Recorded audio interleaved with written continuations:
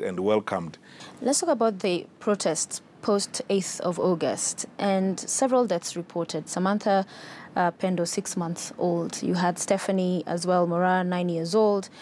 A young boy who was actually to sit his KCSE this year, Silas Lebo as well, killed. Who should take responsibility for this?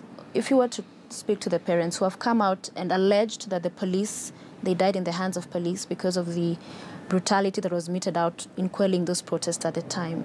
If you were to speak to those parents now, that who takes responsibility, who will be accountable, because they'll hear investigations, then that becomes the end of the story. What do you tell such parents? Many of us in public life in this country, the pain we go through every day is that you carry burdens you don't have to carry. Because, you know, people decide on their own, they prosecute you, they pass judgment on you, and they condemn you, even without an iota of fact on anything they have concluded on.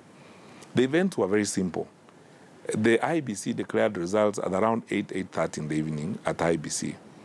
By 9 o'clock, we were told, we were briefed, all of us, that riots had broken out in Kisumu. No, not riots, there were criminal acts, attempts to break into people's houses and stuff like that in Kisumu.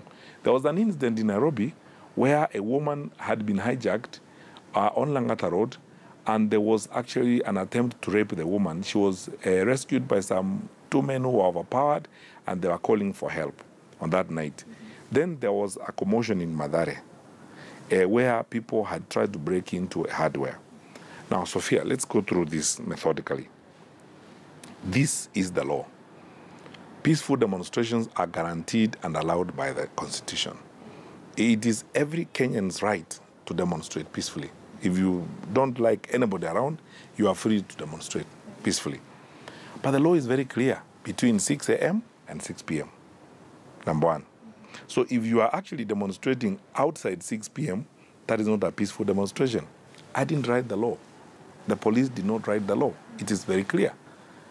Secondly, peacefully demonstrating, walking down the street, even if it's at night and past 6 o'clock in the evening, it's okay.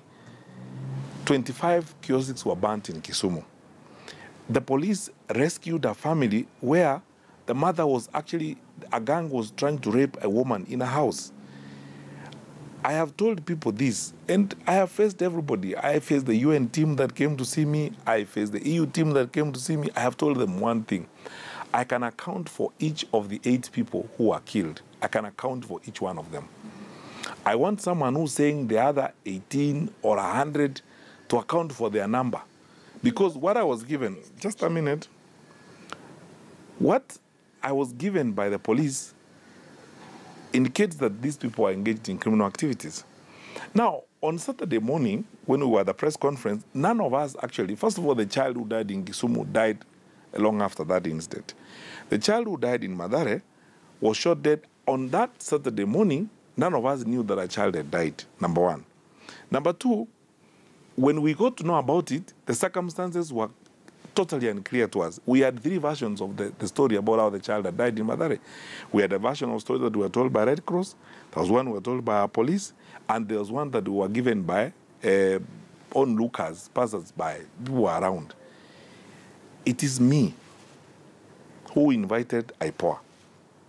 It's not them on their own volition.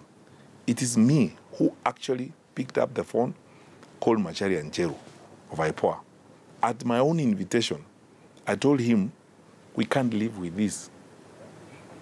Get into this matter and let us know what exactly happened. Because the police are telling me one story, the Red Cross team that arrived there are telling me one story, and the members of the public are telling me a third story. I am not a seer, so I'm not able to know what I'm being told. And I told the Inspector General of Police when we had a meeting with him, I told him, brother, this one we have to get to the bottom of it.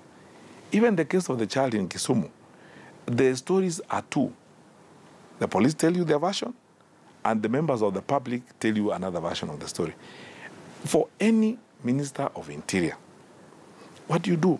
You go to the oversight authority, because it's the independent body, because the police in this case are accused. We cannot trust the version of the members of the public. You tell IPOA, get us the facts.